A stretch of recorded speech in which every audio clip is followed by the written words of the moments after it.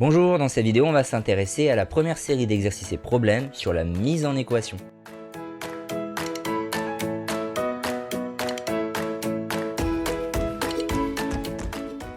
On va d'abord lire l'énoncé de l'exercice 8, soit P un nombre entier positif. Alors déjà entier positif, c'est toute la liste 1, 2, 3, 4, 5, 6, 7. C'est cette liste-là, les entiers positifs. Écrit en fonction de P, l'entier qui suit P, l'entier qui va précéder P, les trois entiers qui suivent P, et le nombre 10 fois plus grand que P. Alors avant de répondre à ces 4 questions, on va le faire en prenant une valeur pour P. On va y voir un peu plus clair en ayant une valeur en tête. C'est ce qu'il faut très souvent faire d'ailleurs dans la résolution d'un problème de manière générale, qui va impliquer derrière une mise en équation avec une inconnue. D'abord, il vaut mieux essayer de trouver ce que ça donne avec une vraie valeur. On arrive mieux à raisonner dans un premier temps, tant qu'on n'est pas encore habitué en tout cas. Alors on prend une valeur pour P, on va prendre 8, admettons, et on peut le placer sur un axe. Eh bien, l'entier qui va suivre P, celui juste après, c'est 8 plus 1, c'est 9. L'entier qui précède P, donc là l'entier qui précède 8, c'est celui juste avant, c'est 7. C'est ainsi qu'on peut raisonner. Bon nous c'est pas 8, c'est P. On a P, qui est un nombre entier, on cherche celui qui va être juste après P. Alors vu que notre nombre de départ n'est justement pas un nombre mais une inconnue, c'est pas non plus des nombres qu'on va pouvoir donner comme résultat pour le coup, ce sont des expressions en fonction de P. C'est pour ça que c'est écrit en fonction de P. Alors, l'entier juste après P, c'est un cran après, c'est P plus 1, tout simplement. L'entier qui précède P, c'est celui avant P, ça va être P moins 1. Déjà là, c'est ce qu'on peut mettre. À la A, c'est P plus 1, l'expression. Et pour la B, c'est P moins 1. Alors dans la continuité, la question C, les trois entiers qui suivent P, on en a déjà trouvé un, c'est lui. Par construction, après on va avoir P plus 2 et P plus 3, tout simplement. C'est ce qu'on met là. P plus 1, on sépare avec un point virgule par exemple, P plus 2, P plus 3. Bon et enfin le dernier, le nombre 10 fois plus grand que P, ce qui est 10 fois plus grand que 8, c'est 80. On fait quoi à ce moment-là? On fait 8 fois 10. 10 fois plus grand que P, c'est 10 fois P, tout simplement, que l'on peut un petit peu raccourcir en 10P directement, la forme simplifiée, que à ce stade on maîtrise quand même, on supprime les fois entre un nombre et sa lettre, 10 fois P, 10P. On passe à l'exercice 9, Léo a acheté 4 stylos, une règle qui coûtait le prix de 2 stylos, et un compas qui coûtait le prix de 5 stylos. Il a dépensé en tout 13,75 €. Et donc question 1, on va noter X le prix d'un stylo. Écrit l'expression en fonction de X qui donne le prix de 4 stylos. Si un stylo ça coûte X euros, quand on en achète 4, on va payer 4 fois X.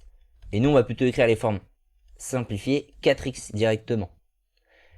Pour la règle, alors la règle il faut faire en fonction de X, donc en fonction des stylos. Mais ça tombe bien parce que l'énoncé c'est justement ça qu'il nous a précisé. Le prix de la règle était écrit en fonction du prix des stylos. Une règle c'est 2 stylos. Un stylo c'est X, 2 stylos c'est 2X. La règle elle coûte 2X. Tout simplement.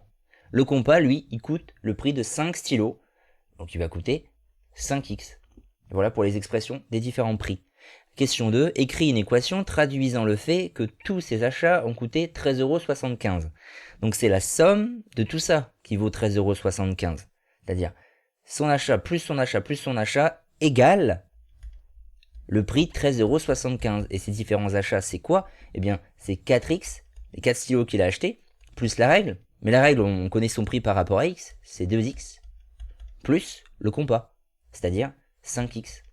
On a écrit l'équation, c'est-à-dire une expression littérale égale à une autre expression, qui peut être numérique, 100% numérique ici, c'est le cas.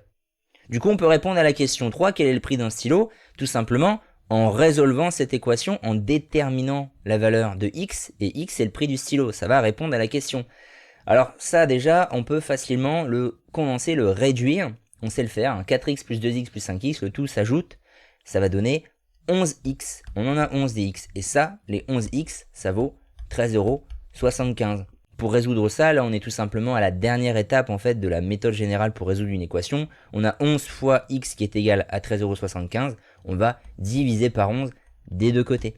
Ce qui va donner X égale 13,75 € divisé par 11. On saisit ça à la calculatrice et elle nous donne 1,25 €. On répond à la question par une phrase réponse. Le prix d'un stylo est de 1,25 €. Exercice 10. Dylan et son père ont 26 ans d'écart. Dans 4 années, la somme de leur âge sera égale à 100 ans. Quel est l'âge de Dylan aujourd'hui? Alors, on sait qu'on est dans un problème de mise en équation. Donc nécessairement, à un moment donné, on va poser une inconnue. On est conditionné à le faire. Même si on ne savait pas qu'on était dans ce chapitre-là, quand ces problèmes-là vont commencer à arriver dans les années futures, justement, il faudra s'habituer à, dès qu'il y a quelque chose un peu d'inconnu, à mettre que ça vaut une lettre, une inconnue, X ou ce que vous voulez. Mais il faut s'habituer à ça. Alors ici, on sait que c'est le cas puisqu'on est dans le chapitre, je le redis. Donc, l'âge de Dylan, c'est ce qu'on cherche aujourd'hui. Eh bien, c'est ça qu'on va appeler X, c'est ce qui est recherché. L'âge du père, du coup, on va pouvoir l'exprimer en fonction de X, puisqu'on sait que son père a 26 années de plus. Donc par rapport à l'âge de Dylan qui vaut X, l'âge du père, c'est 26 années de plus, c'est X plus 26. Voilà, ça c'est leur âge aujourd'hui à tous les deux. Alors ce qu'on sait seulement, c'est que dans 4 années, la somme de leur âge sera égale à 100. Mais quels vont être leurs âges dans 4 années? C'est ça la question à se poser et à trouver. L'âge de Dylan dans 4 ans, sachant qu'aujourd'hui il a X années, et bien dans 4 ans c'est X plus 4. C'est ça son âge dans 4 ans. L'âge du père, lui, sachant que là aujourd'hui il a X plus 26, dans 4 ans, ça sera X plus 26 plus 4. Autrement dit, X plus 30. Ce raisonnement-là, on le fait à part en fait. On se fait une première partie où on pose bien à plat toutes les valeurs, les données qu'on a, avant de pouvoir établir une équation et de la résoudre. Donc c'était cette étape-là qu'il fallait essayer de faire. Faut pas hésiter un petit peu à écrire. Alors du coup maintenant on peut réussir à faire une équation. Dans 4 années, la somme de leur âge sera égale à 100. Égale à 100. Et la somme de leur âge dans 4 années, on les a. Dans 4 années, l'âge de Dylan, c'est ça son expression, c'est X plus 4. Faire la somme, c'est les ajouter. Donc cet âge-là de Dylan, on va l'ajouter à l'âge du père dans 4 ans, donc X plus 30. Cette somme-là, des deux âges dans 4 ans, va valoir 100. Moi du coup, on n'a plus qu'à réduire l'expression de gauche. Des X, on en a 2, ça va donner 2X plus 4 et 30, ça fait 34, égale 100. On a notre équation en fonction de X l'âge de Dylan, on la résout très facilement. On n'a donc aucune inconnue du côté droit, donc on n'a pas besoin d'en supprimer. Donc on est sur plutôt la deuxième étape de la méthode générale. On va devoir retirer les nombres à gauche, c'est ça la méthode. Donc le plus 34 doit disparaître, on le fait disparaître en faisant moins 34, ou on peut aussi se dire il va basculer de l'autre côté. Dans tous les cas, on fait moins 34 ici, ça disparaît, il reste que 2x, et on va faire 100 moins 34 de l'autre côté. Et donc 100 moins 34, ça va valoir 66. Et ça, c'est 2x qui valent 66. Nous, on veut un seul x, on va diviser par 2 des deux côtés, on va trouver x égale 33. On peut donc répondre à la question, Dylan a aujourd'hui 33 ans.